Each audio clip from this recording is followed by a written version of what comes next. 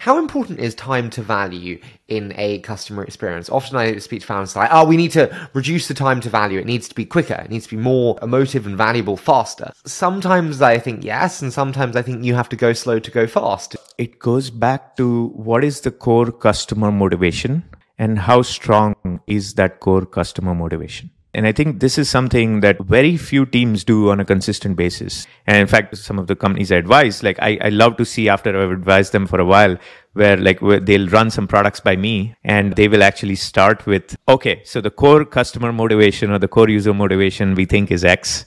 And so in order to help the customer fulfill that motivation, here's the product. So they lead with the motivation rather than leading with the actual product experience. When the core customer motivation is extremely high, you can afford to lengthen that time to value.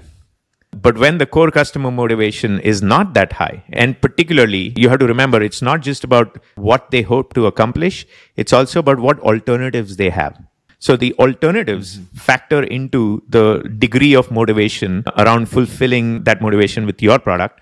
So if I have a lot of alternatives, including the alternative of continuing with the tool or the app that I already use, that I'm used to using, which may be suboptimal, then my core motivation as a customer is not going to be that high. In that case, you've got to show me the value sooner.